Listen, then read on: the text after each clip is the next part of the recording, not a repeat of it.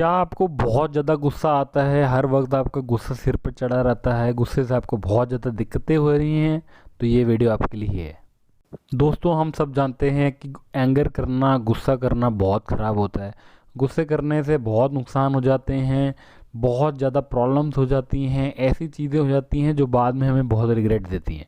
But हम लोग की कईयों की आदत होती है शॉर्ट टेम्पर्ड होना, फट से गुस्सा आ जाना, एकदम से चीज़ पे रिएक्ट कर देना, बहुत ज़्यादा भड़ास निकाल देनी।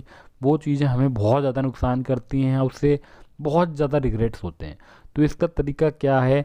किस तरीके से हम अपना एंगर को कंट्रोल कर सकते हैं, किस तरीके से एंगर हमारे अपने हाथ में हो, किस तरीके से हम लोग इस पे वर्क कर सकते हैं, इस वीडियो में हम समझेंगे। आइए चलते हैं।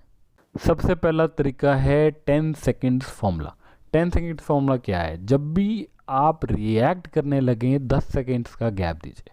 देखिए क्या होता है, प्रॉब्लम गुस्से की जड़ क्या है, हम लोग एक गैप नहीं दे पाते हैं, फटाफट रिएक्ट कर देते हैं।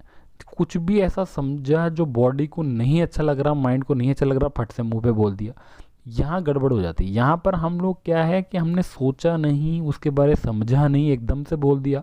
अब इसमें ही दिक्कत आती है, यही एंगर की जड़ है। अगर एंगर में आप थोड़ा सेकंड्स का पॉज दे दें, 10 सेकंड्स का पॉज दे दें, फिर रिएक्ट करें, तो आप देखेंगे आपका एंगर काफ़ी ज़्यादा ठंडा हो जाएगा। काफ़ी चीज़ों में तो आपका एंगर ख़त्म ही हो जाता है। तो ये ब्रेक देनी, एक गैप देना बहुत ज़्यादा ज़रूरी है।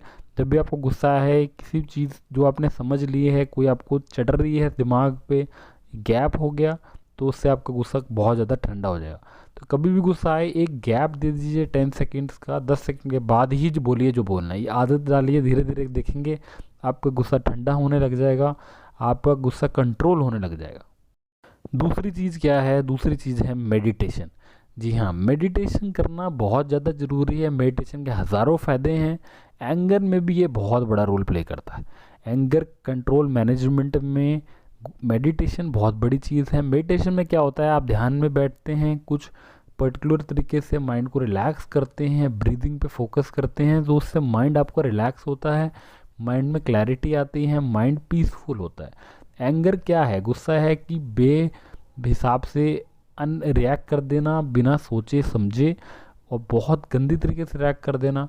तो वो चीज़, माइंड जब हमारा अनरेस्ट मोड में होता है, बिल्कुल रेस्टलेस मोड में होता है, तब ऐसा होता है। तो माइंड को रिलैक्स करना बहुत ज़रूरी है, और माइंड को रिलैक्स के लिए मेडिटेशन से अच्छी कुछ भी नहीं है। मेडिटेशन आपको माइंड रिलैक्स करेगा और आपका गुस्सा काफ़ी हद तक कंट्रोल कर देगा। जो बेसिक मेडिटेशन है, इसके लिए कुछ ज़्यादा करने की ज़रूरत नहीं है। सिर्फ आप नॉर्मल बैठ करके आइज़ को क्लोज कर सकते हैं और ब्रीद इन ब्रीद आउट पे फोकस कर सकते हैं। यही मेडिटेशन अगर आप प्रॉपर्ली फॉलो करेंगे तो आपको काफ़ी ज़्यादा फ़ायदे होंगे, और काफ़ी देर तक आप बैठ पाएंगे, और आपका काफ़ी गुस्सा कंट्रोल हो जाएगा। तीसरी चीज़ ये है कि भाई एक बार दूसरे बंदे का पॉइंट ऑफ व्यू तो समझ लो। देखो गलती क्या करते हैं हम लोग, अपना गुस्सा थोप देते हैं, मुंह पे डाल दिया, बिल्कुल गलत मलत बोल दिया, अगले का समझा ही नहीं। अब देखिए गुस्सा आपको आया, चलो वो एक अलग चीज़ है, पर आप गुस्सा क्या क्यों आ रहा है वो भी तो समझिए। जो अगला बोलना चाहता है उसका पॉइंट ऑफ व्यू भी तो समझिए। हम लोग क्या करते हैं, हम लोग ये समझते हैं कि भाई हम तो सही हैं, दूसरा वाला गलत है, दूसरा वाला बेवकूफ़ है, हम सही हैं। ऐसा नहीं होता है।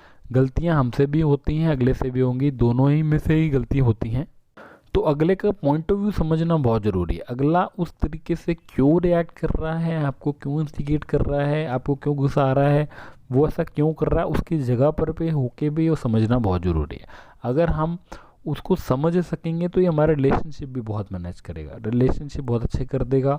इसमें क्या होता है, अगले का समझना होता है कि अगला वो तरीके से क्यों रिएक्ट कर रहा है। हम ये एंगर ना समझी होती है, जब हमें गुस्सा आ रहा है तो वो कुछ हमें अच्छा नहीं लग रहा होता है, कुछ हमें समझ नहीं आ रहा होता, उसी वजह से हमें गुस्सा आता है।